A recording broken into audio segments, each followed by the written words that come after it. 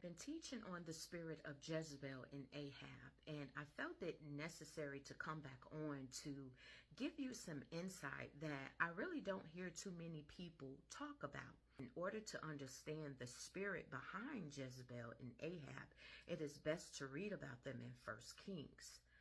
What I want to talk to you about today is Ahab. And this is the spirit that is not really discussed. It's only discussed in the terms of Ahab having passivity. Let us not be deceived. Ahab was the most wicked king out of all of Israel's kings. In order for Jezebel to have been in the position of control, who opened up the doorway for her to be able to walk in that position of control? Ahab. Think about some of the relationships or the people in your life that sit back and watch you do everything knowing that, hey, they're going to do it. So that's exactly what Ahab did. So let's just take this a little further back when we go back to the Garden of Adam and Eve. A lot of people think that Adam was deceived. No, Adam was not deceived. Adam had wisdom. He was well aware as to what God had already spoken, that if they would eat the apple, that they would surely die. Right? And that they would become like God. So Adam knew. Adam was not deceived. Let me help you out on this. You see, just like how I gave you the example as to how Ahab sat back and watched Jezebel, and he opened up the door in order for her to do everything. Ahab used Jezebel like a guinea pig. That's the same thing Adam did with Eve. He used Eve as a guinea pig, knowing what the consequences was already. So he was like, hey, I'm going to let her go ahead and eat the apple. Be not deceived.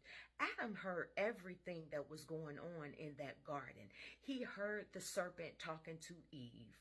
Okay, he also knew what God had stated. So he used Eve as the guinea pig to say, I'm going to let her eat first and let's see what happened. And so he saw that she didn't surely die at that time. So he saw fit to eat the apple as well. And boom, his eyes was open. And after it was all said and done, what was Adam reminded of? His lack of accountability and responsibility.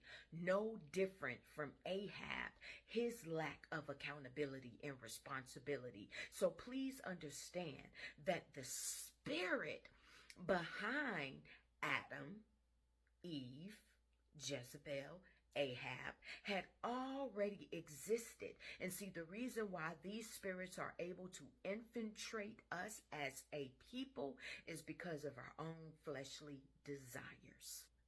Some of the characteristics of an Ahab spirit is dealing with laziness, carelessness, irresponsibility, being moody, compromising the word of God, low self-esteem. They always feel rejected. They are users of women. They are double-minded. They're irresponsible, self-centered, lazy.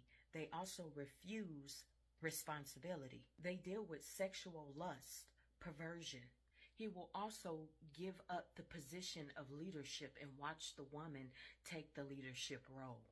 When a person with an Ahab spirit doesn't get their way, they pout and whine about it.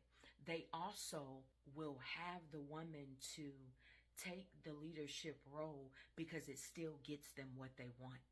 Ahab men will practice polygamy and watch pornography, fornication, adultery, masturbation, orgies. Ahab men will never take the leadership role in making a final decision. He will always leave it up to the woman to do so. Men were created for responsibility. God created Adam for responsibility. And the number one thing that Adam neglected in the garden was his responsibility of watching over Eve. So for the males that consistently call women Jezebels, let us be reminded that you cannot have a Jezebel without an Ahab. So if there's a Jezebel, there is an evil, wicked Ahab not too far behind her.